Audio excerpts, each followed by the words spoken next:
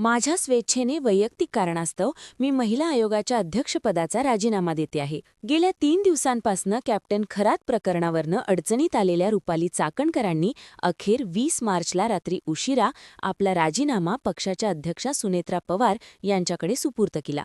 हा राजीनामा व्हावा यासाठी विरोधकांनी विशेषतः सुषमा अंधार यांनी आक्रमक असा पवित्रा घेतला होता.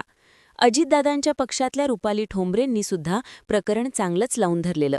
चाकणकर फरार आहेत, त्यांना सहआरोपी करा अशी पोस्ट करत त्यांनी खळबळ उडवून दिली होती. 2 दिवसांपासून चाकणकर सुद्धा माध्यमांसमोर येत नव्हत्या, पण त्यांचे कॅप्टन खरात सोबतचे फोटो मात्र एकामागोमाग एक समोर येत होते. चाकणकरांचा पाय आणखीनच खोलात जात होता. इकडे अंधाऱ्यांनी त्यांचे आणि खरातचे आर्थिक संबंध आहेत, पीडितांना चाकणकरांमुळे न्याय मिळाला नाही असं म्हणत चाकणकरांना सहआरोपी करण्याची मागणी लावून धरलेली. दुसरीकडे खरातचे सुद्धा एक कारनामे बाहेर येत गेले. त्याचा ऑफिस बॉय असलेला नीरज जाधव सुद्धा पोलिसांच्या तावडीत सापडला. खरातकडे 58 नाही तर 100 पेक्षा अधिक व्हिडिओ असल्याचं सुद्धा समोर आलं. प्रकरण गंभीर बनत चाललं होतं, पण चाकणकर अजूनही गायब होत्या. चाकणकर राजीनामा द्यायला तयार नाहीयेत असं काहीतरी चित्र उभं राहिलेलं. पण संध्याकाळी मुंबईत हालचाली वाढल्या. देवेंद्र फडणवीस, सुनेत्रा पवार ॲक्टिव्ह झाले. चाकणकरांचा राजीनामा झाला. पण या सगळ्यात सुद्धा राजीनामा घेतला नाही तर राजीनामा मी दिला असा दाखवण्याचा झालेला प्रयत्न, सुनेत्रा पवारांना दौरा सोडून मुंबईला यावं लागणं आणि क्रेडिट सुनेत्रा पवारांना न देण्याचा केलेला प्रयत्न, अशा अनेक घडामोडी घडल्या. नेमकं मुंबईत राजीनाम्यावरनं काय काय घडलं पाहूयात आजच्या व्हिडिओतनं. कॅप्टन खरात प्रकरणात 19 मार्च हा दिवस अत्यंत महत्त्वाचा ठरला, कारण एकामागोमाग एक घडामोडी घडत गेल्या. 18 मार्चला त्याला पोलिसांनी उचलल्यानंतर तर सुरुवातीला त्याच्या पेनड्राईव्हमध्ये 50 व्हिडिओ आहेत अशी माहिती पोलिसांना मिळाली. पण 19 मार्चला त्याचं ऑफिस, त्याचं घर, त्याची मालमत्ता सगळीकडे पोलिसांनी झाडाझडती केल्यावर ही व्हिडिओची संख्या जवळपास 100च्या घरात आहे हे स्पष्ट झालं. त्याच्या ऑफिस बॉयला सुद्धा पोलिसांनी ताब्यात घेतलं, ज्यानं खरातच्या ऑफिसमधले सीसीटीव्ही चोरून खरात आणि पीडितांना व्हिडिओ व्हायरल करण्याची धमकी दिलेली होती. त्यामुळे या प्रकरणाचा सगळा कच्चा चिठ्ठा आता बाहेर येणार हे निश्चित झालं. इकडे सुषमा अंधार यांनी सुद्धा पुण्यामध्ये पत्रकार परिषद घेत कॅप्टन खरात सोबत चाकणकरांचे आर्थिक संबंध होते, चाकणकर स्वतः तंत्रविद्या करायचा आणि त्यातनंच त्यांनी सोमवती अमावस्येला स्वतःची अनामिका कापलेली असा गंभीर आरोप केला. तसेच चाकणकरांचे कॅप्टनसोबतचे काही फोटो सुद्धा त्यांनी समोर आणले. याशिवाय त्यांच्या राजीनाम्याची आणि त्यांच्या नार्को टेस्टची मागणी अंधार यांनी केली. इकडे फोटो येतच होते तरी चाकणकर काही समोर येत नव्हत्या, पण त्यांच्याच पक्षाच्या रुपाली ठोंबरेंनी चाकणकर फरार आहेत आणि त्यांना सहआरोपी करा अशी मागणी केली. तसंच याआधी संपदा मुंडे प्रकरणात अजितदादांनी चाकणकरांचा राजीनामा मागितला होता, पण सुनील तटकर यांनी तो थांबवला असा आरोप सुद्धा ठोंबरेंनी केला. या सगळ्या घडामोडी दरम्यान वेगवेगळ्या नेत्यांच्या प्रतिक्रिया सुद्धा यायला लागल्या होत्या.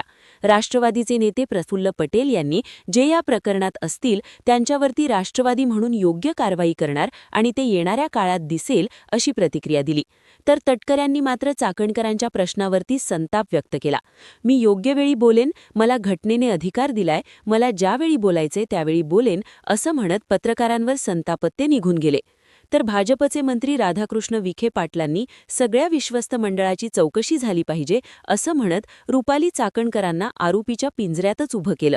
थोडक्यात काय तर रुपाली चाकणकरांचा राजीनामा घेण्याची वातावरण निर्मिती ही पक्षातल्या आणि त्यासोबतच महायुतीतल्या नेत्यांकडनं हळूहळू होत होती. पण या सगळ्यात रुपाली चाकणकर अजूनही राजीनामा काही देतच नव्हत्या. याच दरम्यान संध्याकाळच्या वेळी रुपाली चाकणकरांनी राज्य पोलीस महासंचालक सदानंद दाते यांची भेट घेतल्याचा एक फोटो ट्विट केला. त्यांनी असं म्हटलं की आपण त्यांना एक पत्र दिलंय ज्यामध्ये अशोक खरात महिला अत्याचार प्रकरणाचा सखोल आणि वस्तुनिष्ठ तपास व्हावा, तसंच या प्रकरणाची उच्चस्तरीय चौकशी करत या प्रकरणातली सत्यता बाहेर यावी आणि आरोपींवर कारवाई व्हावी असे निर्देश दिलेले आहेत. त्यानंतर रात्री 9च्या आसपास एक बातमी आली की रुपाली चाकणकरांनी घेतली मुख्यमंत्री फडणवीसांची भेट. मुख्यमंत्र्यांना सुद्धा त्यांनी एक पत्र दिलं असून त्यात अशोक खरात महिला अत्याचार प्रकरणाचा सखोल तपास व्हावा, तसंच या प्रकरणाची उच्चस्तरीय चौकशी करत या प्रकरणातली सत्यता बाहेर यावी आणि आरोपींवर कठोर कारवाई व्हावी असा उल्लेख असल्याचं सांगण्यात आलं. पण त्याचवेळी त्यांना देवेंद्र फडणवीसांनी राजीनामा देण्याचे आदेश दिलेत अशी बातमीसुद्धा माध्यमांनी ब्रेक केली.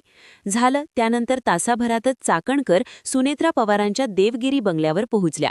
रात्री 10च्या आसपास त्यांनी उपमुख्यमंत्री सुनेत्रा पवार यांची भेट घेतली आणि आपला राजीनामा सुनेत्रा पवारांकडे सुपूर्त केला. त्याचा फोटो देखील समोर आला. यानंतर त्या माध्यमांच्या कॅमेऱ्यांच्या समोर आल्या. माध्यमांना प्रतिक्रिया देताना त्या असं म्हणाल्या की मी राष्ट्रवादी काँग्रेसची प्रदेश अध्यक्ष असल्यापासून शिवनिका संस्थांशी जोडले गेलेले आहे. 8 ऑगस्ट 2025ला माझा ट्रस्टवरचा कार्यकाळ संपला होता.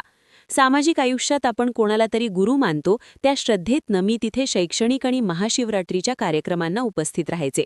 गुरुपौर्णिमेला केलेली पाद्यपूजा हा फक्त श्रद्धेचा भाग होता. मात्र त्या व्यक्तीचं कृत्य इतकं भयानक असेल याची मला कल्पना नव्हती. माझ्या विरोधात जाणीवपूर्वक चुकीची माहिती आणि खोट्या बातम्या पसरवल्या जातात. तसंच माझी बदनामी केली त्यांना कायदेशीर नोटिसा पाठवणार आहे आणि या सगळ्या संदर्भात पुराव्यांसहित एक पत्रकार परिषदसुद्धा घेणार आहे, असं चाकणकर म्हणाल्या. हा सगळा झाला समोर आलेला पिक्चर, पण पडद्यामागे नेमकं काय काय घडत होतं? तर काल सकाळपासूनच रुपाली चाकणकरांनी राजीनामा द्यावा अशी राष्ट्रवादी काँग्रेस अजित पवार गटातल्या एका गटाची आणि सुनेत्रा पवारांची सुद्धा भूमिका होती. तसंच चाकणकरांना सांगण्यात सुद्धा आलं होतं. पण चाकणकर ज्या तटकरे पटेल या गटाच्या म्हणून ओळखल्या जातात, तो कंपो मात्र चाकणकरांच्या राजीनाम्यासाठी काही तयार नव्हता. विशेष करून स्वतः चाकणकर राजीनामा देणारच नाही या भूमिकेत होत्या. काल दिवसभर रुपाली चाकणकर मुंबईत ठाण मांडून होत्या. बरं, चाकणकरांवर आरोप झालेलं हे फक्त एकच प्रकरण आहे का? तर तसंही नाहीये. याआधी वैष्णवी हगवणे प्रकरण, संपदा मुंडे प्रकरण यामध्ये त्यांनी घेतलेल्या भूमिकेमुळे राज्यभरात संतापाची लाट उसळलेली आणि त्यामुळे फक्त अजित पवार नाही तर सुनेत्रा पवारांना सुद्धा चाकणकरांची कार्यपद्धती आवडत नाहीये असं राष्ट्रवादीचे नेते सांगतात. त्यामुळे नाकापेक्षा मोती जड झाल्याची जाणीव सुनेत्रा पवारांना झाली होती. अखेर सगळी परिस्थिती हाताबाहेर जात असल्याचं पाहून आणि सगळ्यांचा वाढता दबाव पाहून रुपाली चाकणकरांनी राजीनामा देण्याचं काल मान्य केलं. राजीनामा देण्यासाठी त्या पुण्याच्या दिशेने येणार आहेत. पुण्यामध्ये सुनेत्रा पवारांना पत्र देऊन त्या राजीनामा देतील असंही माध्यमांना सांगण्यात आलं. माध्यमांचे कॅमेरे सुनेत्रा पवारांच्या जिजाई बंगल्याबाहेर लागले सुद्धा होते. सुनेत्रा पवार सुद्धा पुण्यातच होत्या. पुण्यातला कार्यक्रम झाला की चाकणकरांना भेटून त्या बारामतीला निघणार आहेत आणि तसा कार्यक्रम ठरला देखील होता. पण काही क्षणात सगळं चित्र बदललं. पुण्याला जाऊन सुनेत्रा पवारांकडे राजीनामा दिला तर सुनेत्रा पवारांचं महत्त्व वाढेल. त्यांना शह द्यायची संधी सोडायची नाही असा प्लॅन राष्ट्रवादीचा त्या गटाने आखला आणि मग थेट मुख्यमंत्री फडणवीसांनी राजीनामा चाकणकरांना द्यायला सांगितलाय असं चित्र त्या गटाने रंगवलं, अशी माहिती काही माध्यम सूत्रांनी दिलेली. त्यानंतर सुनेत्रा पवारांनाच त्यांचा बारामतीचा दौरा रद्द करून पुण्यातनं थेट मुंबईला धाव घ्यावी लागली. थोडक्यात राजीनामा देताना सुद्धा राजकारण काही सुटलं नाही आणि त्यातही मी स्वतःहून राजीनामा देत आहे असं सांगत चाकणकरांनी राजीनामा देतानाचा फोटो देखील टाकला. ज्या फोटोत त्यांच्या चेहऱ्यावरच्या हावभावांची जास्त चर्चा झाली. पण हावभाव काहीही असले, वैयक्तिक कारणांनी राजीनामा देत आहे असं कारण राजीनाम्याच्या पत्रात लिहिलं असलं तरी राजीनाम्यामागचं खरं कारण लोकांपासनं लपून राहिलेलं नाहीये याची चर्चा जास्त झाली. थोडक्यात काय तर अजित पवार हयात असताना देखील चाकणकरांच्या कार्यभारानं दादा देखील असमाधानी आणि नाराज होते असं राष्ट्रवादीचे काही महत्त्वाचे नेते सांगतात. आता मात्र सुनेत्रा पवारांच्या कार्यकाळात सगळ्याचाच कडेलोट झाला आणि चाकणकरांची इच्छा नसताना, त्या राजीनामा देण्यासाठी तयार नसताना त्यांच्यावरती अखेर दबाव आणून त्यांना राजीनामा देण्यासाठी भाग पाडण्यात आलं, अशी माहिती समोर येतेय. पण राजीनामा देताना सुद्धा जे काही राजकारण झालं त्याची चर्चा मात्र सगळीकडे होतीये. बाकी या सबंध राजकारणाबाबत तुम्हाला काय वाटतं? तुमची मतं आणि प्रतिक्रिया कमेंट बॉक्समध्ये लिहून कळवा आणि अशाच राजकीय घडामोडी पाहण्यासाठी सबस्क्राईब करायला विसरू नका.